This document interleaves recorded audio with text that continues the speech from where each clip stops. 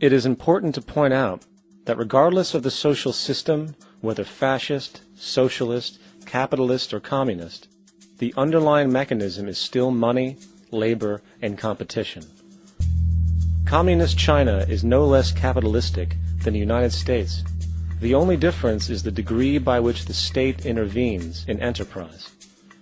The reality is that monetaryism, so to speak, is the true mechanism that guides the interests of all the countries on the planet.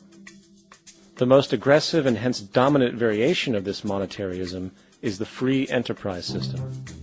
The fundamental perspective as put forth by early free market economists like Adam Smith is that self-interest in competition leads to social prosperity, as the act of competition creates incentive which motivates people to persevere.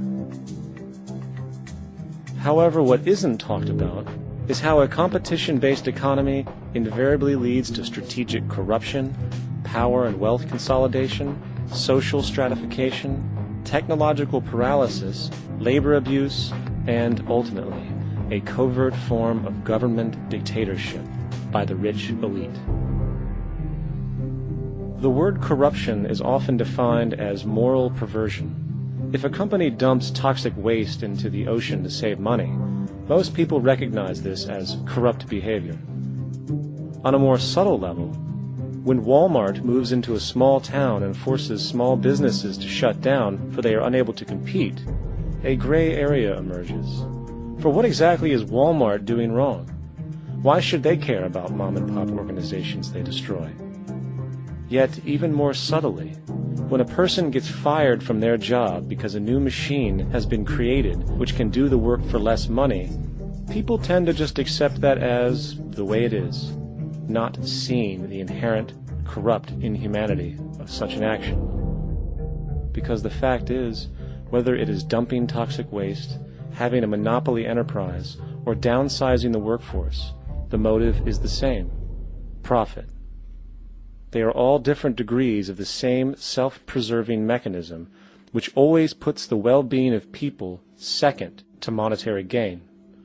Therefore, corruption is not some byproduct of monetaryism. It is the very foundation. And while most people acknowledge this tendency on one level or another, the majority remains naive as to the broad ramifications of having such a selfish mechanism as the guiding mentality in society.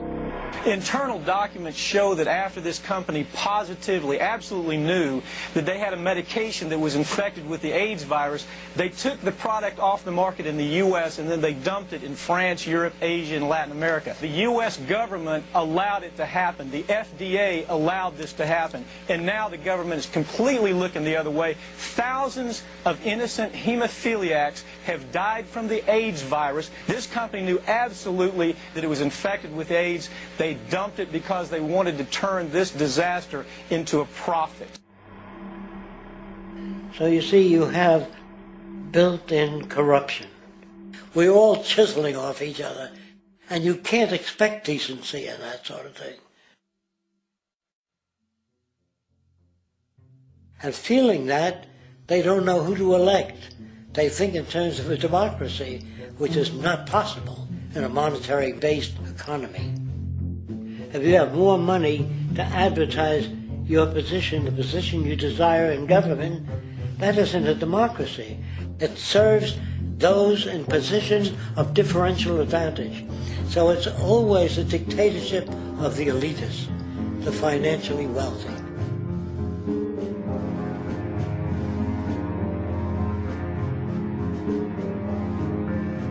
It is an interesting observation to note how seemingly unknown personalities magically appear on the scene as presidential candidates.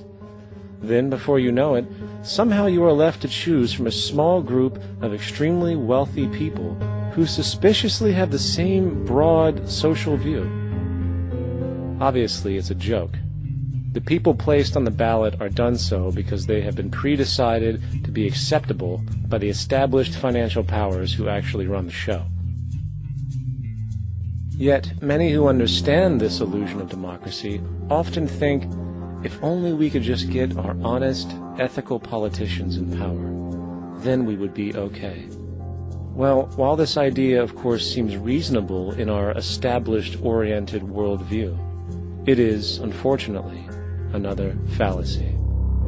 For when it really comes down to what is actually important, the institution of politics, and thus politicians themselves, have absolutely no true relevance as to what makes our world and society function. It's not politicians that can solve problems. They have no technical capabilities. They don't know how to solve problems. Even if they were sincere, they don't know how to solve problems. It's the technicians that produce the desalination plants. It's the technicians that give you electricity, that give you motor vehicles, that heat your house and cool it in the summertime. It's technology that solves problems, not politics. Politics cannot solve problems because they're not trained to do so. Very few people today stop and consider what it is that actually improves their lives. Is it money? Obviously not. One cannot eat money or stuff money into their car to get it to run. Is it politics? All politicians can do is create laws, establish budgets, and declare war. Is it religion? Of course not. Religion creates nothing except intangible emotional solace for those who require it.